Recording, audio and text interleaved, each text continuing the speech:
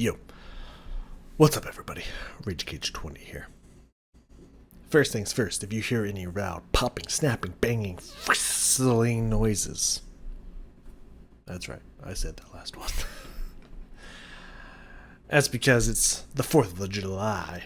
4th of the July, the one and only July, if you didn't know. And I live in America, so therefore, bang, bang, fireworks, pop, pop, let's go. That's how it works here. If you didn't watch my other video, it's a very special day. It's the day I decided to do my first reaction video ever.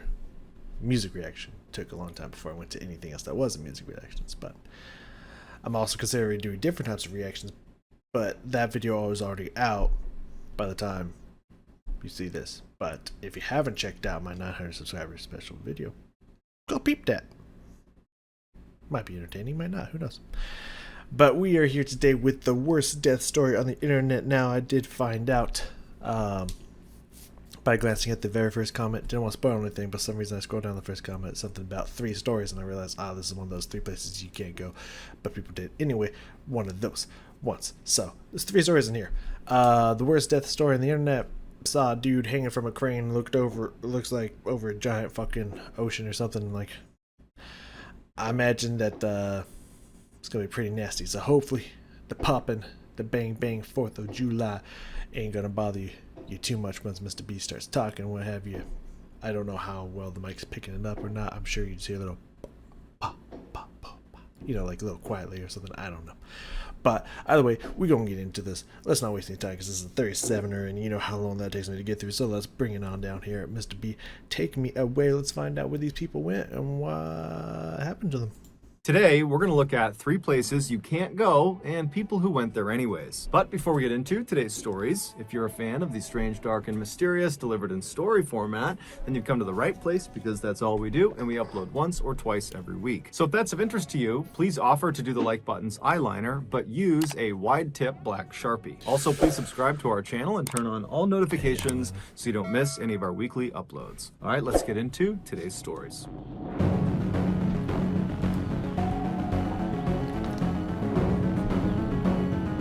Getting dangerous to have water over my mind. Megalon? If you hop in a boat just off the coast of Aberdeen, Scotland, and you cruise eastward, after about 7 hours, I've been there, which is obviously one of the biggest tourist attractions. I imagine Glasgow is similar. But yeah, I've been to Edinburgh, and that place is amazing. Highly recommend it. Anyways, sorry to interrupt you, Mr. B. My bad. Keep going. Off the coast of Aberdeen, Scotland, and you cruise eastward, after about 7 hours, depending on your speed and the weather, you would come across this massive man-made structure jutting up out of the ocean. It looks like a cross between a construction site and a corporate office building sitting on top of 100-foot tall metal stilts. It's called Magellan, and it is an offshore oil rig, and it will... That's why I said looking at the picture in the background that he had is like, looks like an oil rig. Is this the one that they made that story off? I don't think that was in, I think that was in the US. I don't think that was off of Scotland, but I could be wrong. Anyways. Remain in place until all the oil has been sucked up in that area. The people who work, often for weeks or months at a time, on rigs like Magellan are known as roughnecks, and they have one... I don't remember what that movie is. It had, what's his face? Mark Wahlberg in it, but he was working on an oil rig one night and all went to shit. It's a really good movie, by the way. You should check that out. It's really cool. I don't think this is that one, but I don't know. For some reason, the name Magellan sounds familiar. So I think now I'm thinking it might have been like they might have made a joke about it in Arthur or something. I don't know, but the name sounds very familiar. So I don't know if it's the same one or not. Of, if not the most dangerous job in the world. All exterior surfaces on these offshore rigs are always slick, either with water or oil, and so there is a constant risk of falling, sometimes hundreds of feet. If you're up on a higher platform, you could fall to a lower platform, which could be fatal, or you could fall clean off the rig all the way to the ocean 100 100 plus feet below.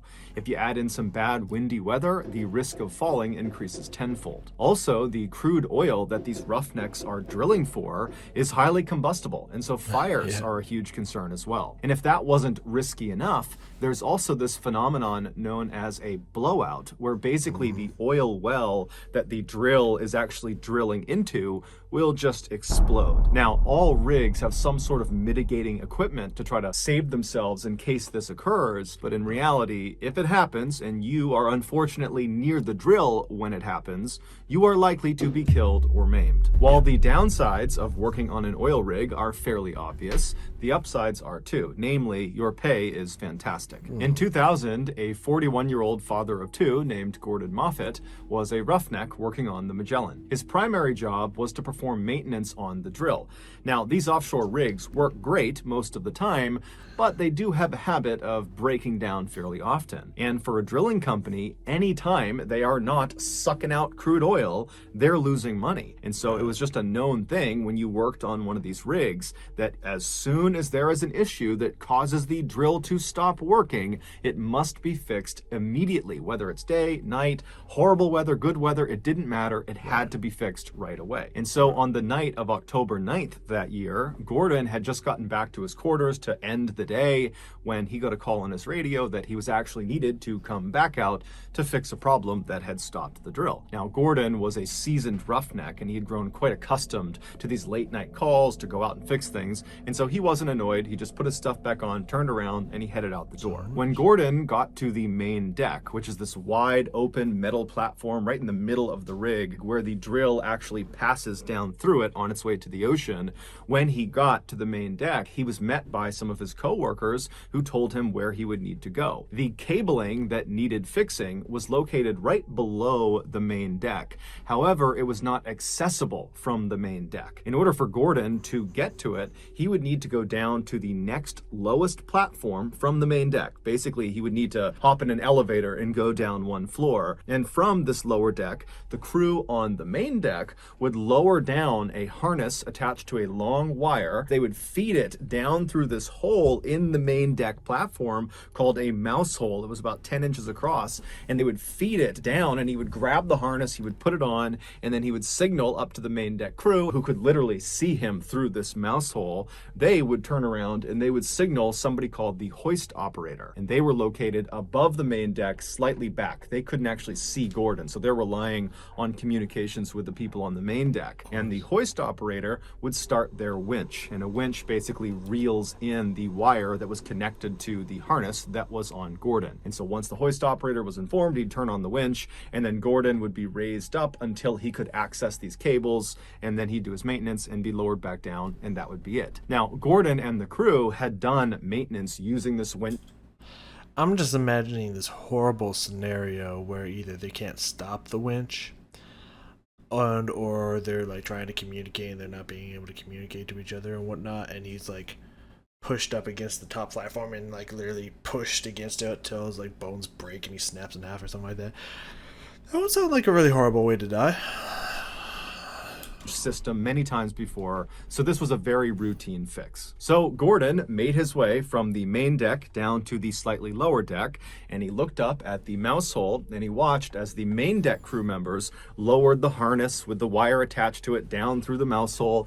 And so Gordon grabbed the harness, he put it around his waist and he secured it, and after he was sure it was on correctly, he signaled up to the crew on the main deck that he was ready to start, and they in turn turned around, they flagged the hoist operator who started the winch. And so very slowly, Gordon was lifted off the platform he was standing on, and he was brought up after several minutes, all the way up about 10 feet to access these cables. And as soon as he was parallel with them, he waved to the main deck crew, who were not far from him at this point, and he said, "I'm good." And so they turned around, they told the hoist operator, who stopped the winch. And so Gordon got his tools out and he began working.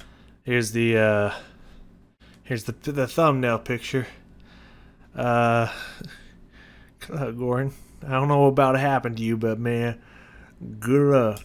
working on these cables, and the whole time he's trying to stay in one place because the wind is whipping through and he's kind of dangling and swinging around. And then eventually he finishes the repair, the cables are good, and so he signals the crew on the main deck through the mouse hole that he was good to go. You can lower me back down now. And so the main deck crew, they turn, they wave to the hoist operator to go ahead and lower Gordon, and the hoist operator, he gives the thumbs up and he starts the winch. However, the hoist operator accidentally forgot to switch the direction of the winch. And so when he started it again, instead of the winch spooling the wire out and lowering Gordon, it continued to reel the wire in, pulling Gordon upward. Now, the winch did not move very quickly, and so it wasn't like Gordon is rocketing up towards the mouse hole. However, this problem was immediately recognized by Gordon and the main deck crew, and so they're frustrated. They're yelling up at the hoist operator saying, "Stop, stop, stop, reverse the winch." They're all waving and flagging this guy down, but the hoist operator, after he had hit start on the winch,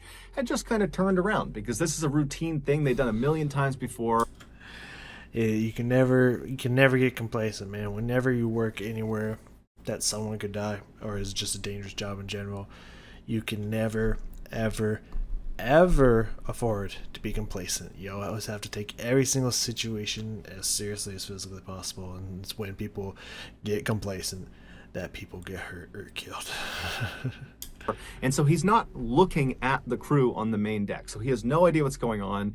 And it was so windy and loud that night on board the rig that he couldn't hear their cries. And so the winch just continued to reel in the wire, slowly raising Gordon closer and closer to the mouse hole. Now, Gordon could not get out of his harness unless he was on the platform below. So there was no way to escape the situation he was. Even if he could, like, well, I mean, the water might not hurt from that fall, but probably won't feel great if you don't enter it correctly. You might sprain, break, fracture something. You never know. Probably not fracture, but like you might, something bad might happen to you. In. And so Gordon, after a few seconds of this not stopping and him continuing upward, he starts screaming. He's not annoyed anymore. He's terrified. And so is the crew on the main deck. They are now frantically screaming at the hoist operator to stop the winch, but nothing is working. And so one of the main deck crew members, sensing that they need to do something different to get this guy's attention, he runs away from where the mouse hole is to this nearby phone. And this phone is connected up to the hoist operator. Turn it the fuck off! That's how I'd be screaming through that phone. Turn it the fuck off, you dumb fuck! Operator station, and he picks it up and it starts dialing. Up in the hoist operator station, he's still not paying attention when the phone rings. He grabs the phone, puts it to his ear, and immediately he's hit with screams to stop the winch. And so the hoist operator, totally confused, whips around and hits stop on the winch. But it was too late. Just a few moments. Come on, man. Come on, man. That was fast. Not fast, son. Moments earlier, Gordon had finally been pulled all the way up right to the entrance of the underside. Dude, if that's like underneath, like around your hip, your lower back or stuff, and you're kind of pressed against the top wall, like imagine your body is going to do this right in the middle, right at your spine, right? It's going to be pushed up against the wall and start like, I guess it's going to start breaking you this way, but like since you can't go up where it's trying to go, I assume that part of your body is going to start bending or something. Either way, your spine's probably going to snap at some point. As probably most of your frontal bones are going to start to fracture under the strain and the pressure, and of this mouse hole. And as he reached this hole, he tried to position himself in a vertical position so that maybe he could slip his upper body into the hole and he could just kind of slide through the hole. He'd still be hurt by it, but it would limit the damage. Right. Because it looked like the hole would be too small for that. But, I mean, it's certain death if you just lay flat against the hole, so he at least tried something, man. He game time decision, and he made a decision, However, because of his harness being on his waist right in front of him, he couldn't get himself into a vertical position. He could only lay back in a horizontal one. And so when he reached the underside of the main deck and he's looking right at this mouse hole, he just put his arms and his legs out and tried to push himself back as if he could. You can't stop a mechanical winch with the force of your body, man. You're not gonna be able to slow it to a stop and it doesn't move. You ain't you ain't Superman. Fight the winch and keep himself from going into this hole, but there was nothing he could do, and so his pelvis first was pulled into the 10-inch hole, and as his body begins to literally break in half, he's screaming out in pain, and then by the time the hoist operator had hit stop, Gordon was already deceased, and only a section of his torso actually made it up through the hole. Ooh, it actually literally cut the limbs off, dog. Gordon's company was found guilty of being blatantly delinquent on many safety protocols, and so they were fined 60,000 pounds, and then they paid an undisclosed amount to Gordon's family. Before we get into our next story, yeah, man, it's like I said, man. If you, I mean, that's the lesson we can obviously learn here from this one. If you work at any place that has even a slight chance of danger, even if it's not severe danger, you can't be complacent. You can't be like, oh, well, it's routine as usual, man. It's a pretty sunset over there. You know what I mean? Like, you just can't. You just really can't. What we got here? Bacon current crush injury. I mean, that might not be the worst death story. It's a pretty bad one, but I mean that's pretty brutal. But that could be worse. Okay, back to the stories. Could be worse. Number 2. In October of 1994, a middle-aged man named Ivan, who lived in Estonia, which is a country in Northern Europe, was walking in this forest looking for firewood. This forest butted up against the town he lived in, which was called Timiku, and so as a result of his proximity to it, he had spent a lot of time in these woods over the years. But in general, his exposure to this forest was just on the fringes. He would only look for firewood along the perimeter of the woods. But for whatever reason, that day he was just really having a hard time finding good firewood.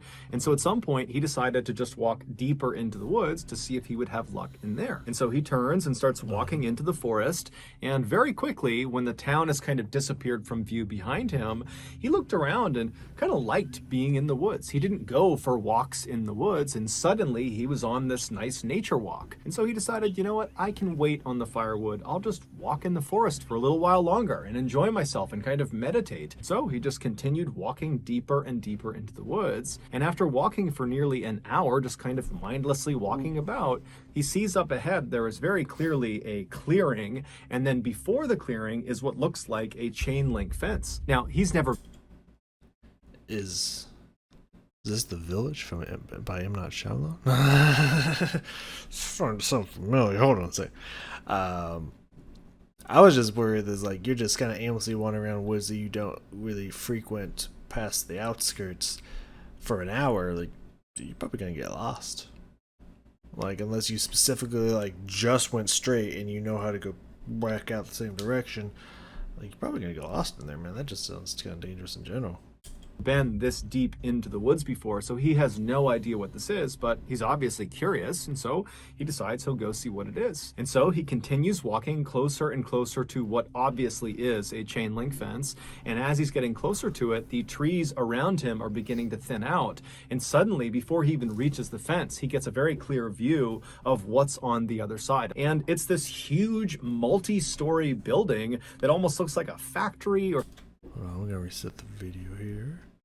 I wanted to look at what I kind of forgot what the title of the story was, because sometimes that does come into play, so I want to remind myself. I thought it was like crushing something, but it's crush injury. Okay, that's what's going to go on in this building.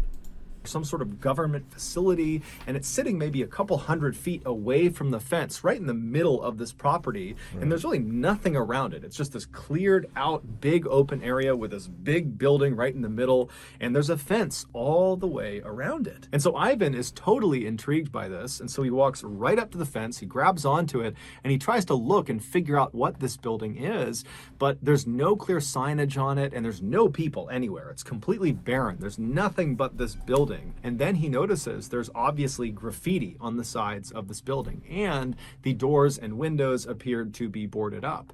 And so this building, whatever it is clearly abandoned. And the first thought that goes through Ivan's head is scrap metal. Times were tough for Ivan and his family, and so he and his two brothers, they all lived together, they would go out and they would steal scrap metal and sell it for a little bit of extra cash to make ends meet and provide for their big family. And so he's looking at this big building thinking, you know, if I can get in there, I guarantee you there is some metal that I can steal and I can sell. And so Ivan stayed at this fence just kind of staring at this building for a little while longer and continued to look around to make sure there weren't any people that he hadn't seen before. And after feeling satisfied that this really was a totally abandoned building, he turned around and began hustling back towards town. And when he finally made it to town, making sure to grab some firewood along the way, he rounded up his two brothers and he told them about this find in the forest. And they all very excitedly agreed that that night they would go right back out there and they would go inside the building and see what they could find. And so around 9 p.m. that night, the brothers met up and they had flashlights instead of bolt cutters, and they headed into the nearby forest and they marched their way all the way up to this fence. This got a really strong fucking flashlight, first off. So I mean, so far, I mean, decent, you know, decently more intelligent than most of these stories, you know, go with the people specifically. I mean, not the story itself, but the people in the story. Because you know, he's not just like, oh, building, let me go check that, let me go scope that by myself. He's just like, okay, I'll go back and get my bros, get my homies up in here, we'll go check it together. First off, strength in numbers, more safety in numbers, so smarter off the gate, and he didn't forget the firewood, which is also a bonus. So like, not a bad start for this person. But also, when you've never seen this place before, you don't know who or what could be up inside there and what this place was used for. It's probably not like the best idea to go scope it out, you know. So this could, I mean, crushing.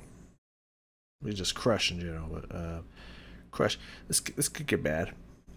That Ivan had found earlier in the day, and they lifted their flashlights up and they scanned through the fence all over the property, and when they didn't see anyone, they put their flashlights down and one by one they climbed up and over this fence, and then once they were all on the other side, they began making their way up to this huge building sitting in the middle of the property. And when they got up to this building, they confirmed it definitely looked like it was abandoned, except all of the doors and windows were sealed in such a way that even with bolt cutters, there was just no way to pry them open. They were not going to get inside this building. And so after a little while of still trying to kind of smash their way into this building, the brothers all linked up and they decided, you know what, we're not getting in, and the longer we stay here, the better the chances are that we get caught. And so let's just head back. And so feeling totally dejected, they turn and they start walking back towards the fence they hopped in on. And as they're walking along, they're kind of shining their lights left and right and looking around. And off to the far right side of the property, there is this small shack that they had not noticed on their way in. And so the brothers look at each other and they're like, hey, you know, we're already on this side of the fence. We might as well go check it out and see what's inside of it. Maybe there's scrap metal in there. And so the brothers turn and start making their way over to the shed. And when they get there, they discover it's only secured with a simple padlock on a wooden door. And so they get their bolt cutters, they pop off the lock, they open up the door, and there's initially nothing inside. At least that's what they think. But they move something on the ground and it reveals this stairwell that leads into this Ooh, no. My horror movie senses are tingling. Bruh, no. Positively no. Especially not at night, man. You don't go in there like that at night, man. Even with a crew of homies, you don't go in there at night. That's not how this one go down. Round bunker. And now it's the middle of the night on this abandoned property they've snuck into, and so there's some apprehension, but they shine their lights down the steps and they didn't see any immediate hazards, and they're thinking, you know what, this is an adventure, let's go down and see what's down there. And so they all went down the steps, and when they got down to the bottom, they turned the corner and they shined their light to see what's down here. And what was down there was this huge cellar that was full of scrap metal. There was metal all over the ground. I was thinking it was gonna be like dead bodies hanging upside down, some crazy shit, but it's like, dude, this is aiming up to be pretty bad, dude. I mean, it sounds like a jackpot, but it sounds way too good to be true right now. Even if I didn't know the title, it sounds way too good to be true right now. Like, I don't think you should be fucking around with this. And then there were also these shelves that went as far back as their lights could shine. And on the lower shelves, there were these weird square metal boxes that almost looked like briefcases. And then above those, on the top shelf, were 55-gallon aluminum drums. And in the brothers' experience, these drums were very, very valuable. Except they needed to make sure they weren't full of some liquid, because if they're full, Super fucking heavy. they weigh like 500 pounds. Yep. And there's no way they'd be able to get them out. And then trying to open them up and spill whatever's inside of them is hazardous for a lot of reasons. And so they walked over to the first 55-gallon drum they saw, and they pushed it to see if it was empty. And the drum immediately rocked back and forth, echoing inside, indicating that it was empty. This was a huge, huge win. And so the brothers are totally amazed. They grab this first drum, they pull it off the shelf, and they wheel it over. Oh my god, the way Mr. B is telling the story is genius, because it's putting you on edge at every step of the way. You're thinking like, oh, here's gonna be where it happens and whatnot, because it goes over there, they just shove it. It's just like, whoa, and everything came toppling down on them, right? Like, oh god, I'm getting nervous for them. Over to the base of the steps, and then they go back to get another drum off the shelf, and they reach up, they grab another empty drum, and as they're pulling it off, it dislodges another 55-gallon drum that was nearby that was full of some liquid, so it weighed 500 pounds, and it comes crashing off the shelf, and it lands on Ivan's leg, pinning him to the ground. And immediately the two other brothers pulled the drum off of Ivan, but it was obvious there had been significant damage done to his leg. Ivan couldn't even stand up anymore. And so the brothers are looking around thinking, man, this is an amazing haul, but if Ivan can't even walk, I mean, it's going to be a nightmare trying to haul this metal back while also supporting Ivan. And so they decided they would leave now, and they would wait for Ivan to heal up, and then they would come back and they would collect their amazing haul. And so the brothers, they reached down and they picked up whatever pieces of metal they could to just kind of stuff in their pockets. And then the two brothers supported Ivan and carried him up the stairs. And then they very slowly walked their way over to the fence, and then somehow the three of them got up and over the fence, and then very slowly they made their way all the way through the forest back to Tamiku.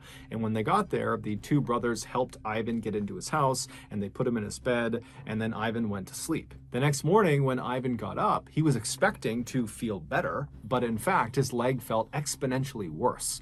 And then over the course of the next 72 hours, Ivan still believed if he just gutted it out and he waited, his leg would get better. But it just got worse and worse and worse. And so 4 days after this leg injury, Ivan was in so much pain, he couldn't do anything. And so he finally decided he had to go to the hospital. And so when he gets to the hospital, the doctor asks Ivan, what happened to your leg? And Ivan would tell him that, I was in the woods and a tree fell on my leg, because he didn't want to admit to trying to steal scrap metal. And so the doctors, they accepted this. It seemed totally reasonable based on what his injury looked like. Sure. And so they I would just say that, we had a big fucking oil drum full of rainwater, liquid, at our place and whatnot, and it tipped over and crushed my leg. To say where you got the fucking drum from. admitted him to the hospital. They put him in his hospital room, and right away the doctors and nurses began administering all the treatments and things they would do for a crush injury, but it seemed like nothing was working. Over the course of the next several days, Ivan complained endlessly of the pain. Was there some kind of liquid in there? I'm thinking a little bit tetanusy, potentially, if the drums itself were kind of old and rusty and whatnot. Maybe there was a little bit of a cut or something that he got in there, got in his bloodstream, or getting the liquid. Yeah, that's the only thing I can really think of.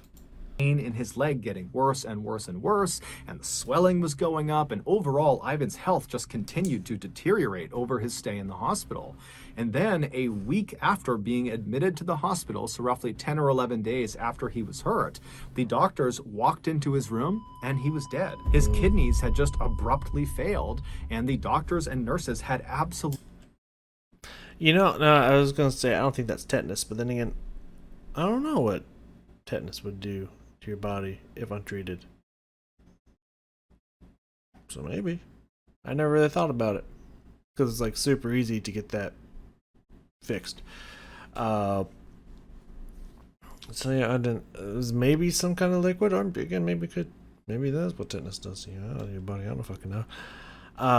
But yeah, if he would have just said a rusty water drum, and or just a drum full of some liquid, I don't know what. Where were you? Don't worry about it, doc. Don't fucking worry about it. Just help. That might have, absolutely no idea why. And so they told the family, we don't know what happened to him. And so the family just had to collect Ivan's body, and then they had a funeral for him. But they're all thinking to themselves, how could this have happened? He hurt his leg and then his kidneys failed? It didn't make any sense. But before they could get any clarity on that, they were dealt another tragedy. The beloved family dog just kind of abruptly died. It was young, it was healthy, and so just like Ivan, it was... Okay, so I think that rules out tetanus. Whatever's in this drum, probably some shit from maybe like some kind of weird chemical weapon or something left over from maybe like, I don't know, World War II or some shit like that. Like, probably some bad shit. It's like this totally unexpected death. And so once again, the family's asking, what's going on here? Poor and then donkey. just a couple of days after that, Ivan's stepson came downstairs one morning complaining of feeling sick. And when his family looked at his hands, they were blistered and covered in boils and looked like he had just reached his hands into a fire or something. Wow. But he would tell his family, I didn't do that. I don't know what's going on with my hands. I don't know why I feel so sick. And so the family rushed the boy to the hospital. And naturally, the doctors asked him, how did your hands get this way? What happened to you? And the boy would say, I don't know. But over the course of this initial discussion with doctors, the boy would tell them that over the last couple of days, he had been sifting through his stepfather, Ivan's possessions, and he had actually been using some of Ivan's tools from his toolbox. Now, the doctors were already aware of the strangeness around Ivan's death, and they were aware of the sudden passing of the family dog, and now they're seeing this boy who is showing up with these strange symptoms for no particular reason. And so the doctors knew something was off. And so on a hunch, they contacted the authorities and they told them what they thought. And then later that day, the authorities showed up at Ivan's family's house. And when they got out of the car, they were covered head to toe in white hazardous materials suits. And they told the family to evacuate the house for their safety. And then these people in suits got out these special wands and tools, and they marched into the family home, and immediately all their equipment... I mean, I'm still kind of going with the some kind of war material and whatnot. Was all that stuff radiated? Was either the metal itself come in contact with some kind of radiation at some point, or had radioactive material inside it? led them to this one particular closet near the kitchen, and when they opened it up, in the closet was Ivan's toolbox, the same one the boy had been handling over the past couple of days. And when they opened that up, they found there were lots of normal tools you would expect inside of a toolbox, and they discovered one strange piece of scrap metal. It was the only piece of scrap metal that Ivan had grabbed off the floor of that cellar and tucked in his pocket before he and his brothers had left. And then after Ivan had passed away, his stepson had been going through his things and he had discovered this piece of scrap metal, and for whatever reason he had transferred it from the jacket to Ivan's toolbox. What Ivan and his family didn't know was that that piece of metal was extremely dangerous, because it came not from some abandoned building on some abandoned property in the middle of the forest. It came from an abandoned nuclear waste storage facility. Told you it was radiated. Look at your boy go. Yeah. I was going in the right direction with tetanus, but one step further into the crazy danger zone. Facility. That is what Ivan and his brothers had snuck onto. But because Ivan and his brothers had hopped over that side fence, they didn't see any of the warning signs that are posted on the front of the front gates telling people to stay back. Inside that cellar that the brothers were in, those small metal briefcase looking things on the lower shelves were shields for radiation. Inside of each of them was radioactive metal.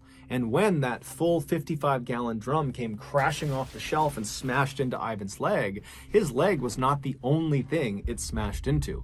It smashed into one of those metal briefcases and broke it open, sending the radioactive metal inside of it flying out, and it landed right next to Ivan on the ground. And so when the brothers scrambled to pick up whatever loose scrap metal there was on the ground, Ivan unfortunately grabbed one piece, and it was the radioactive one. By the time Ivan finally got back to his house, he was actually already dead. He just didn't know it yet. Right. That piece of metal had been inside of his jacket pocket, and it had been pressed against his body long enough that he had been dealt a fatal dose of radiation. There was nothing anybody could have done, even if they knew what had happened to him. As for the dog, it used to sleep on Ivan's jacket, and it did so when this piece of scrap metal was inside of it, and so it too died of radiation poisoning. As for Ivan's stepson, the reason his hands had been so badly burned and why he had become so sick, that was just from his brief exchange of touching the piece of scrap metal and then putting it in Ivan. Yeah, radiation ain't nothing to fuck with, man.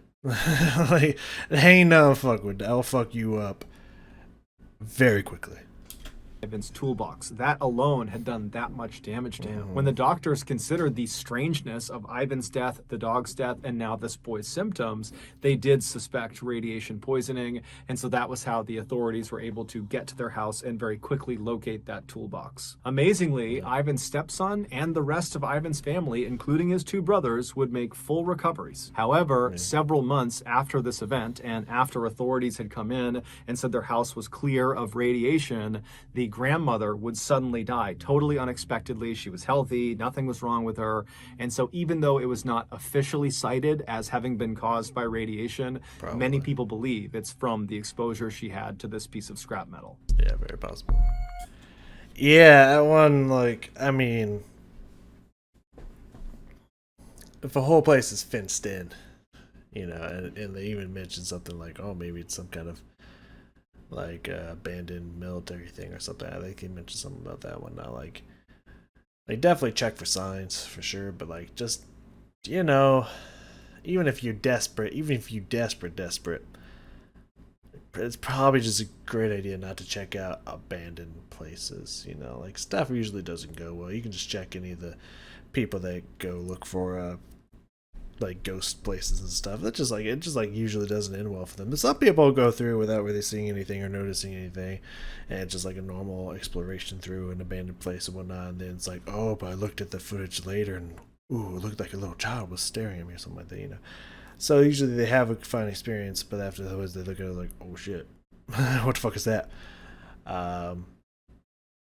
You know, there's just a chance that place is abandoned, foundation's weak, could collapse on you when you're in there. Just anything could happen.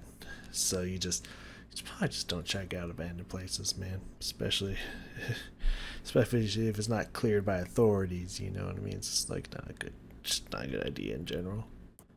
All right, number 1, the maze. I don't know which one of these is supposed to be the worst death story on the internet. They're both death stories, and they're both pretty bad. I would definitely agree that the first one's worse than the second one, so that, so far, I think is what we're looking at. Because, I mean, it was the thumbnail, and it was pointing at the dude, so George was his name, something like that. I don't remember. So I imagine that's the one, but it could be something to do with the maze. Let's find out. In 2017, 71-year-old Bernard Gore was a retiree living in Tasmania, which is...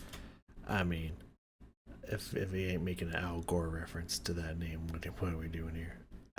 Al's brother. Anyways.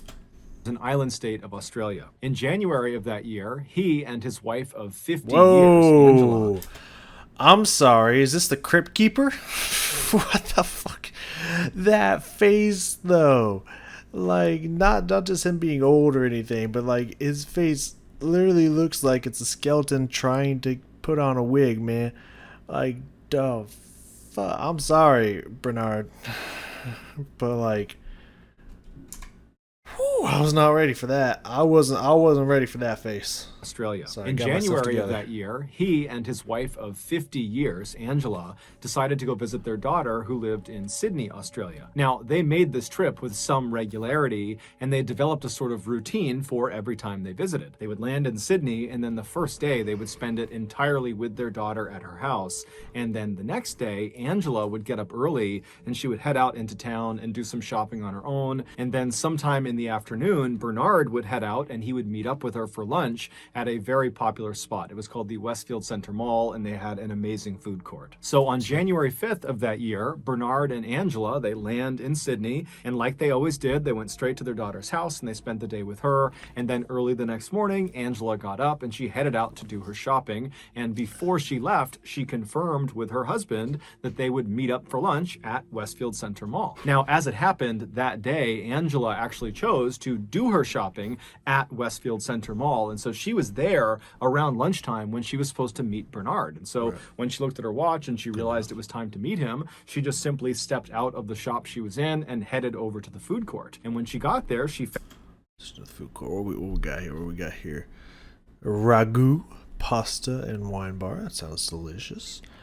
I can't tell what these are, but it looks like maybe I think it looks like rice. Maybe some kind of burger joint. Okay, okay. Very fancy looking, very beautiful, very nice place. Kind of looks like an airport a little bit with these signs and whatnot. found their meeting spot. It was in front of one of their favorite restaurants, and she sat down and then she scanned around looking for her husband, but inside of this busy food court, she couldn't see him. And so she looked at her watch again and she realized she was a couple of minutes early. And so she grabbed a menu and she began looking for what she was going to order while she waited for him to show up. But 15 minutes would go by and Bernard would not show up. And so now he was late. And so Angela, at this point, she pulls her phone out and she tries calling her husband, but he didn't answer. However, that was kind of common for Bernard, so not necessarily a red flag. Angela would continue to try calling her husband for the next several minutes, and each time he would not answer. And so eventually Angela just gets frustrated and she's thinking to herself, you know, maybe he just got sidetracked and he's walking around the mall somewhere because Whew. Look at this place. Is that 3 stories? God damn. Gee, Australia, you know what up? Beautiful looking, unless that's just a mirror at the top. I don't think so. No, there's no person there. You know, it's 3 stories. I tried calling the daughter, like straight up. I'm like, hey, yo, he there? Where he at? Bernard was known for being a big window shopper. And as soon as Angela thought that, she was like, that's got to be it. And it was so frustrating for her that he had just totally blown off their lunch date. And so she stands up, she abandons her table, she's totally annoyed, and she heads out into the main shopping area to go find her husband. And so she's walking along, looking in each of the windows, expecting to see her husband. And at the same time, she's looking over her shoulder back towards the food court to see if maybe Bernard had shown up. But after 30 minutes of wandering around kind of right near the food court and not seeing him anywhere, Angela thinks to herself, you know what?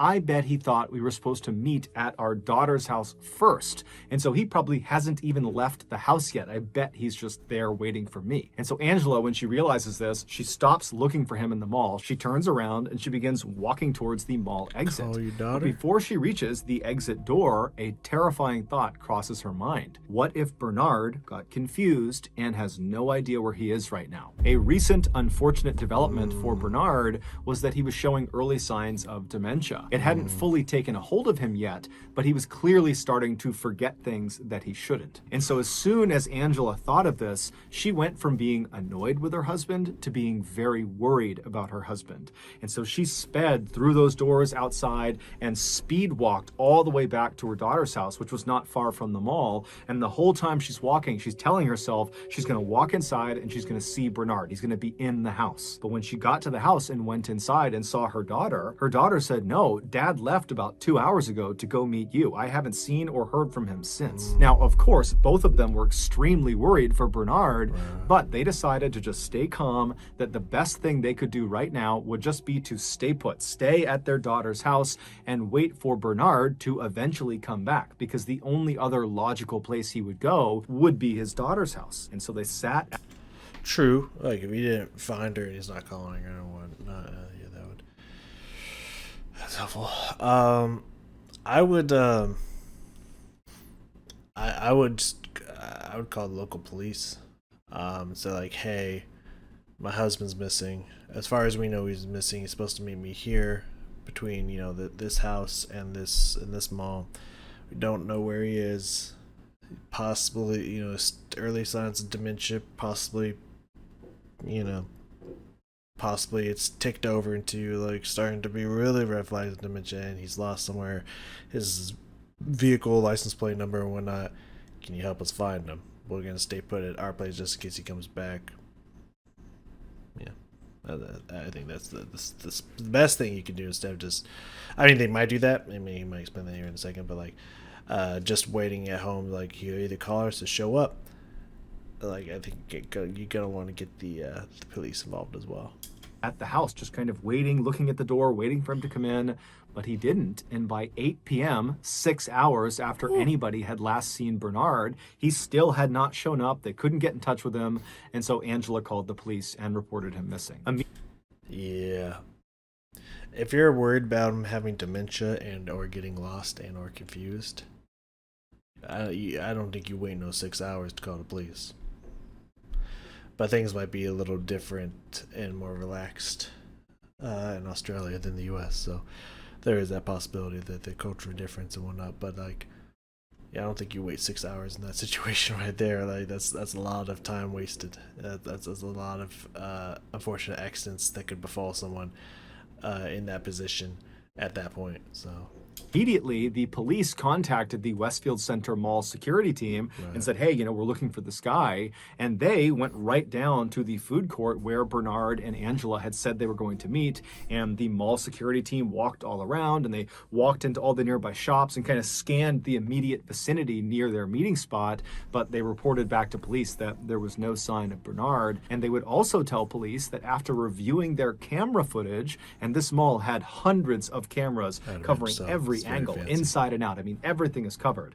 They would tell police, after reviewing the footage, we didn't see Bernard enter or exit the mall at any point today. He was not here. And so the police, they take this information and they go back to Angela that night and they say, hey, look, we talked to the mall, and based on their security footage, they have no record of Bernard ever being in the mall. Do you have any idea where he could have gone?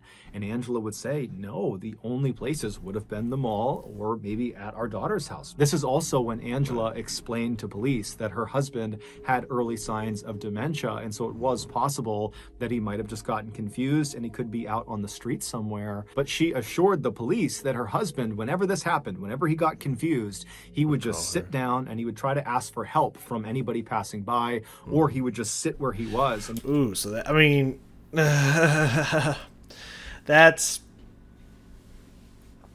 not. Let me tell you right there. If he's getting to the point where he is getting confused and having to just like sit down and be like, "Hey, people, I'm lost, help me," that's not early signs of dementia. that's transitioning into. Trust me, early signs is you just noticing they're forgetting a lot of stuff a lot. That's early signs of dementia. That's not early. That's like we're getting 1 foot in there. Like, we're entering that threshold. Like, that is 1 step away from being fully feeling the effects of dementia. Like, that's the middle point right there. That's not beginning at all. So like, yeah, if that's ever occurring, you don't let that person drive alone at that point. You know what I mean? Like, you don't, yeah, that's no go. You don't let that person drive anymore. Like, again, to really emphasize, that's not beginning steps. You don't let that person drive anymore. Trust me. I have experienced that thing where we knew right away and I was very happy about this because I was worried about this myself with my mother. I was like, if she's starting to get there, like I don't think she should be driving anymore because she might get lost and not know where home is and might find her states away or something or not find her again. So that's why I was really glad that this freeze frame of Mr. Ballen. He would. Okay, it was too much for me at that moment. Hold on. So I was really glad to hear that, like, yeah, she doesn't drive anymore. I was just like, good. So like, yeah, you don't let someone like that drive anymore, man. Like that's a danger to itself. But this could have nothing to do with that whatsoever. So you never know. It could be a red herring that Mister. Though this does say police, so that's not good. That Mr. B's dropping out there, but who knows? And he would try to ask for help from anybody passing by, or he would just sit where he was and he would wait for his family to come find him. And so with this knowledge, the police went back out and they widened their search and they began looking in all the areas that were within Man, that's a really cool mall, man. It's very cool. walking distance of the Westfield Center Mall. At the same time, Angela and her daughter began trying to retrace Bernard's footsteps from the daughter's home in the direction of the Westfield Center Mall to see if maybe there was something obvious along the route that might have sidetracked him and kind of led him astray, and that maybe he'd be somewhere else in those directions. But as they were walking around, there really was nothing that stood out to them. And then eventually it just got too dark out and they had to just turn it in and go back to their house and hope that the next morning when they got up, the police would have found Bernard and that he was okay. But the next morning when they got up, the police had not found Bernard. There was no sign of him. There was no clues, nothing. And unfortunately, over the next several weeks, there was no sign of Bernard. Oof. Weeks go by. That's... Ooh, you don't... Yeah, no. That, like, the just imagining the fear and terror of that situation that's not fun for anybody to have to go through.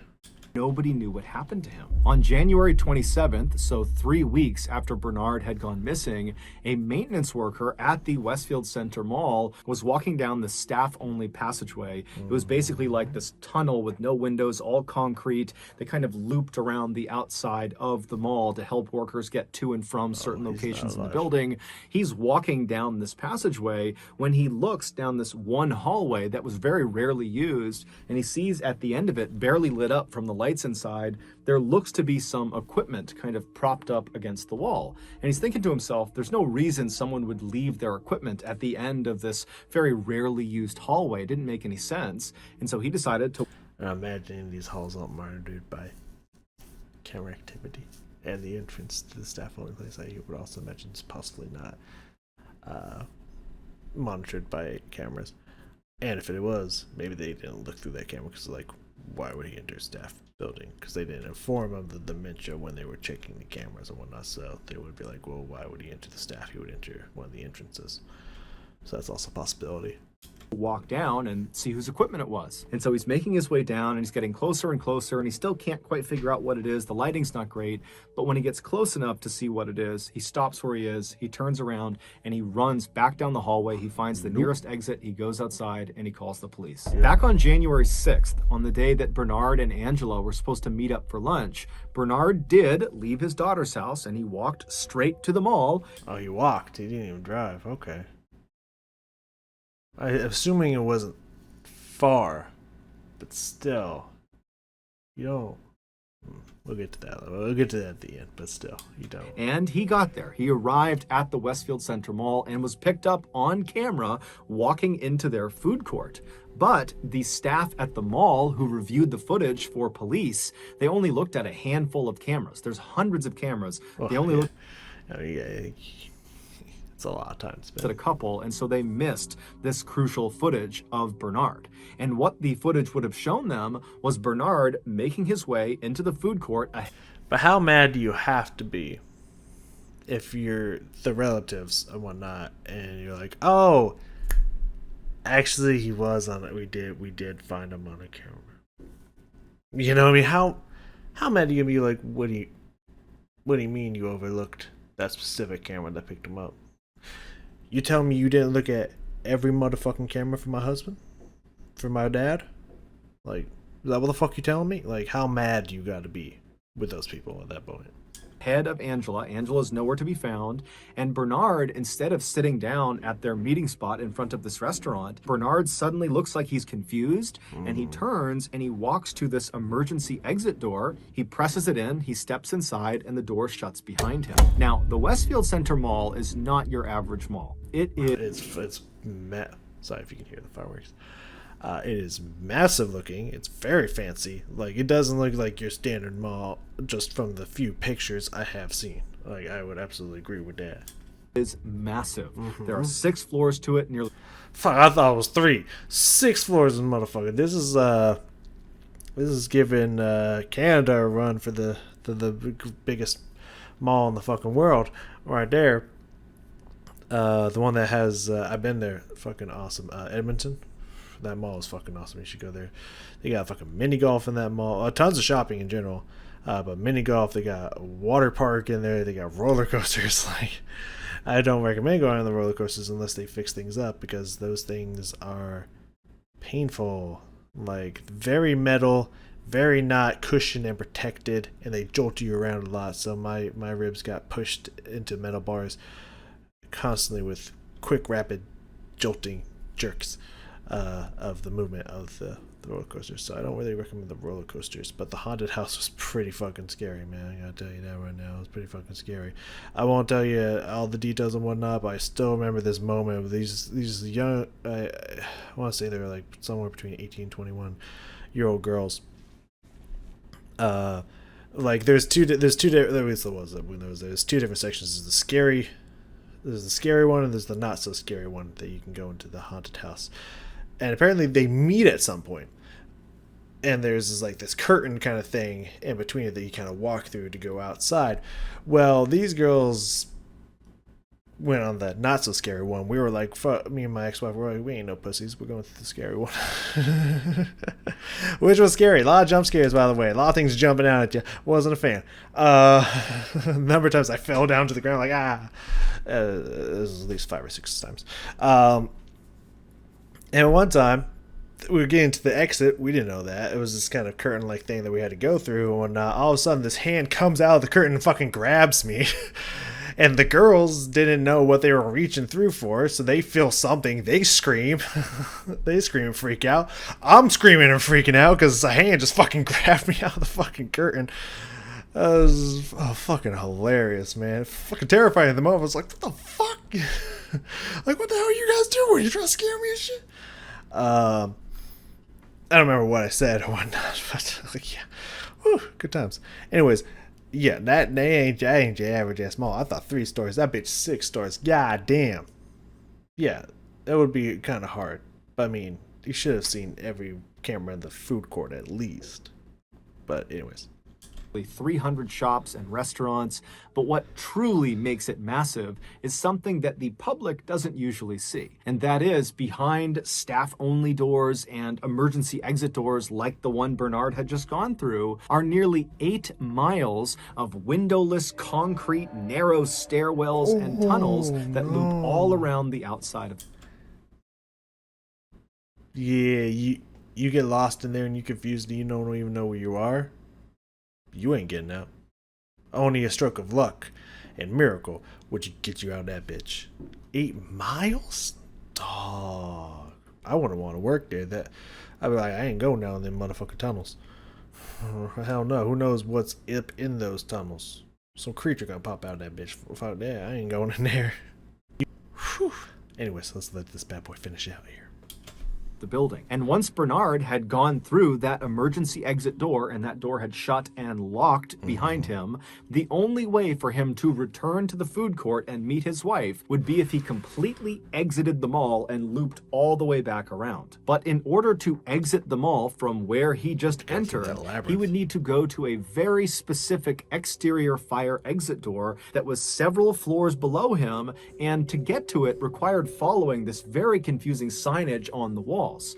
And so if you did it correctly, you would basically go down the hallway, find this particular stairwell, you'd go down a couple of levels, and then at some point, without really any signage, you would get to the appropriate floor and you'd go down the hallway into this maze of more hallways, and then finally Fuck you'd reach this kind of nondescript exit door, and that would be your exit. Finding your way from where Bernard entered all the way to the exit of the mall would be challenging for someone thinking clearly, Yeah. and clearly Bernard was not. Bernard was confused and likely really didn't understand where he was or what he was doing or why he was there, and so he did not follow these directions. Instead, he just began wandering down the hallway, and he would have immediately passed the one stairwell that would have very circuitously brought him down but out of the building. He passed that stairwell and he just kept on walking, and eventually he walked into this staff-only area, which was even more confusing because there was no signs telling him where to go, and virtually every door he encountered would have been locked. And so as Bernard wandered through this concrete maze and got... I mean, every picture I've seen has had some kind of arrow that says exit. Now, it's very possible that it's not very clear at which point it meets up where you're supposed to go down to continue the exit and whatnot. That's probably very easily missable. But if you're going like, okay, it says exit this way, and you walk over here, it's like, okay, it says exit this way, and you keep going back, it's like, maybe down that stairs. You know what I mean? It seems like there is a lot of stuff that says, calm down, Mr. B. It says exit, so. But again, that would still probably be a little, probably doable, but still confusing for someone who doesn't have dementia. So for someone who does, it's just like, I mean, essentially, that's a death sentence. You ain't getting out of there. Not without someone finding you and be like, hey, you okay, man? You need, what are you doing here? I don't think, do you work here? More and more mixed up and confused, he most likely began yelling out for help. But his sound could not have penetrated the walls, which means the only people who could have heard his cries would have been people inside the hallway with him. And unfortunately, this section of tunnels that Bernard had found himself in was rarely, if ever, used by any of the staff. Then why are they there? Then why are they? I'm sure you could create more straightforward fire exits and whatnot. So why the fuck do you even have 8 miles of tunnels if they're not used? That sounds like an oversight on the mall's part right there. Also sounds like they just constructed a lot of extra building that's not necessary in any way, shape, or form. So like, it just kind of sounds like a waste of money as well. But if you're already making a 6-story fucking mall, you probably got fucking bank on top of bank, so you probably don't really care about the costs. But like, it's just kind of confusing in general of like why that's even there at that point. And to make matters worse, the mall security guards were supposed to come in and do regular checks of all these 8 miles of tunnels and stairwells, specifically to see if people got lost in them. But over time, the security guards kind of stopped doing that. And there were no security cameras inside of this particular segment of tunnels that Bernard found himself in. And there was no cell phone reception, so had he tried calling anyone, it wouldn't have worked. And so truly, Bernard was on his own. And so after several hours or days of Bernard aimlessly wandering around this maze, hitting dead end after dead end and reaching locked door after locked door, Bernard at some point turned a corner and looked down at the end of a hallway, and he saw there was a chair up against the side of the wall. And like he was programmed to do anytime he got confused, he rushed over to it and he sat down and he began waiting for a passerby to help him or his family to find him. But unfortunately, help never came, and he would eventually pass away on that chair. On January 27th, that maintenance worker, he discovered Bernard's body. Following his death, the Westfield Center Mall came out and said they made drastic changes to their security system. You think? Like maybe having a security, if you already have hundreds of security cameras, why not have at least one more to the entrances? Like either the entrances of those doors that has its own separate fucking screen that's just like, this is old dude touching all the doors in the 8 Mile Chamber of Death. So yo, security, go check that, go scope that real fast, you know, something like that. And how they track people while they're on their property. So that's going to do it, guys. If you got something out of today's episode and you haven't done this already, please offer to do the... I mean, you know, obviously kind of on um, on Bernard and the family a little bit, so I wouldn't expect there to be any kind of sue, kind of stuff like that, them being sued or anything like that, because they did their job by stating on their fire exit, stay the fuck out. Don't enter this motherfucker. Why they even had that place in the first fucking place and why it's, not even monitored is like beyond me. But like, I understand that, like, if I was a security officer there and it's just like, we've been here for years and years and years, like, we've never found anyone in there, and I'm kind of tired personally of walking through that very creepy maze of death zone. Like, I'm just waiting for a fucking ghost to like pop its head out at me. Like, I ain't doing it no more. No one's ever fucking in there anyways. Like, fuck it. I can understand. As I mentioned earlier, if you have a place that you work at that's dangerous or whatnot, you can't get complacent, whatnot. That should be regularly checked, but at the end of the day, like that one, especially that one, like I kind of understand. It's like no one's ever gone in there. We've never found anybody. No one's ever been on camera going in there. No one goes in there. Who cares? They also could make it so that the fire exit doesn't lock. So if people start walking in there like, I don't think this is the right place, they could fucking leave. That would probably be a good idea. Like, what is the benefit of it locking behind you? Like, people aren't supposed to be in there. It should be locked on the way in, on the way out. And if it's a fire exit, shouldn't any fire exit alarm go off when it's entered? That's what happens in the US. If it's a fire exit, if you open that door, an alarm's going off. So someone should have been alerted to his presence going in there. Again, why do you have, like, I'm sure maybe there's like boiler rooms and like electric panels and stuff that are technically in there, so you need access ways to those tunnels and whatnot to get in there, just in case maintenance needs to do work or something like that. I'm sure there is some purpose to those tunnels being there, but like, I don't think you need all 8 miles, if I'm gonna be honest with you. And you should probably, make an easy, like, immediate, like, hey, if you shouldn't be in here, here's an exit right next to the door you just came in, just go out to freedom. Should probably be one of those, or just regular exit doors set up throughout the place that you can get the fuck out at. Just doors that lead to ramps that lead you out into freedom or something. Like, you know what I'm saying? Like, it's just weird that even exists, that place even exists. And if I worked there, ain't no motherfucking way, even if I was security, that I'd be going through those halls. It'd probably be quiet as the grave in there, except for maybe little electronic sounds or some shit. Like, it would be creepy, echoey, I imagine. Like, I'm just like, there's gonna be someone or some monster or some ghost that's gonna pop out this bitch. I ain't fucking playing that game. I ain't going in that tunnel of death. Fuck y'all. You can dock my pay or fire me all the fuck you want. I ain't going in that bitch. I'm gonna tell you right now, I ain't going in that motherfucker. So yeah. Like, I can't really blame them for not wanting to keep perusing those every single day when no one's ever been found, and that place is like, it's like going on a fucking marathon walk.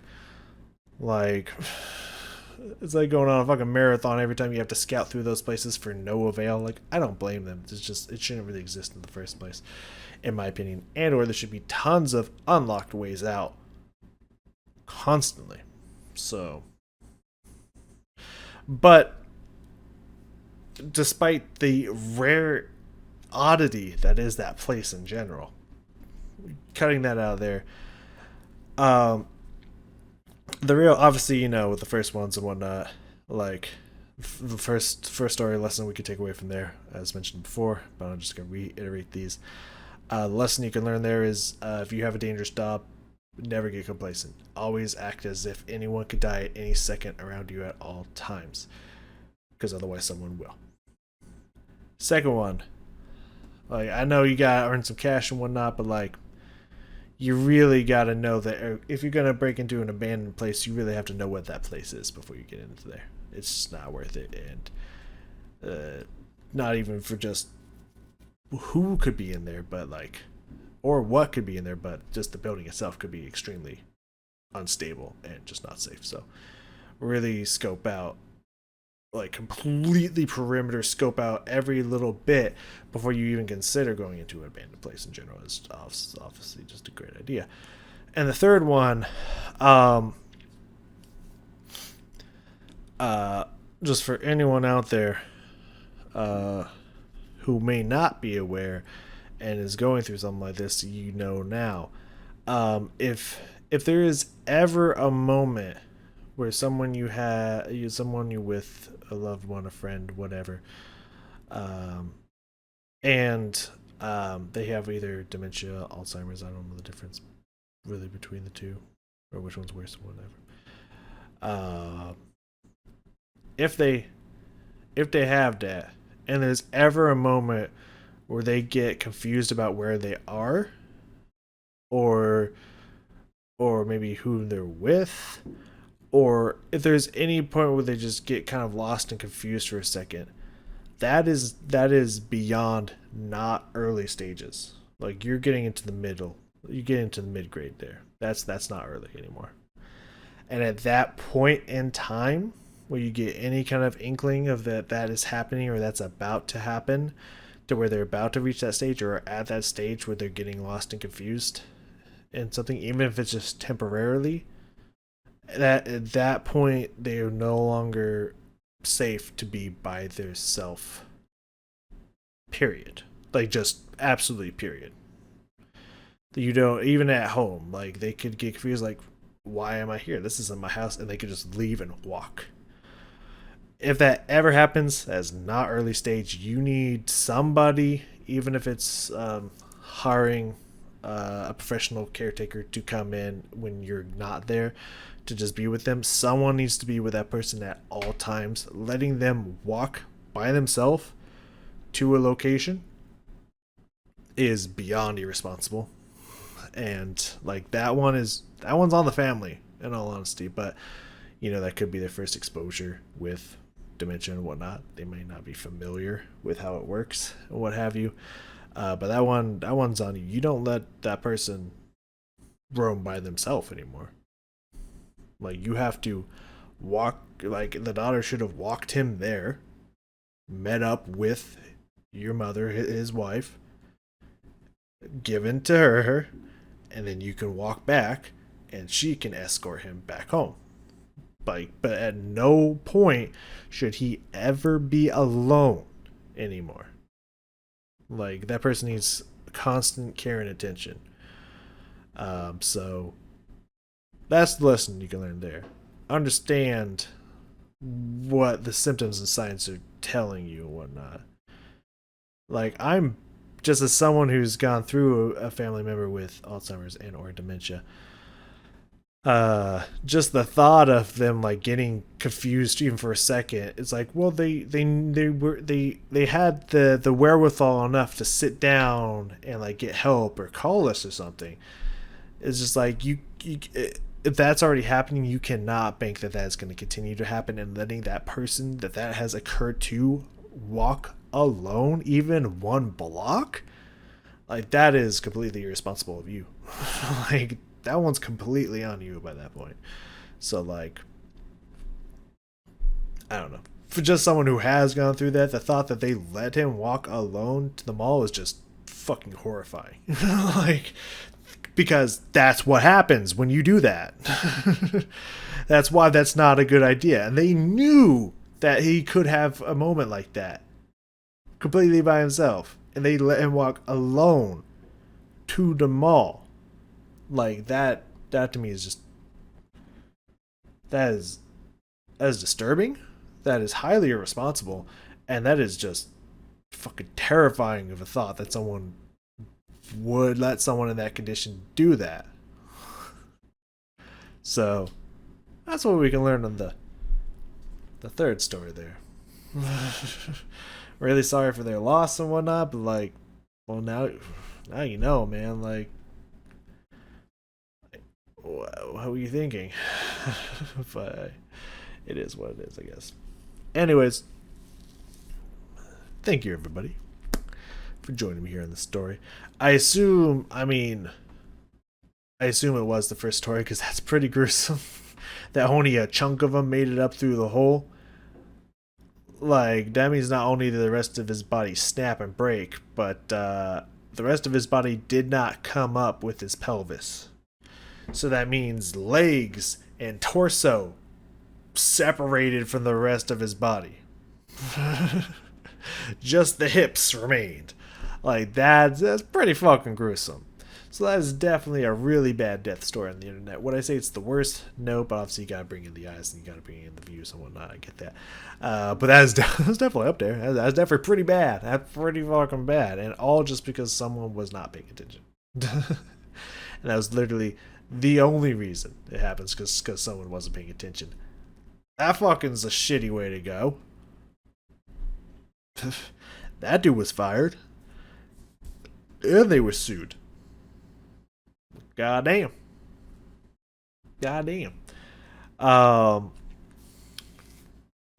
So yeah, definitely that was the worst death story, but these are pretty good stories. These are really good stories. All, of course, ended.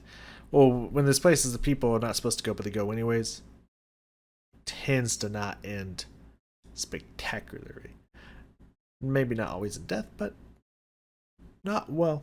It doesn't always end. It usually doesn't end well in some way, shape, or form. So I guess that could be expected with these type of stories. Thank you, Mr. B. Great stories. Appreciate it. I'll see all of y'all next time.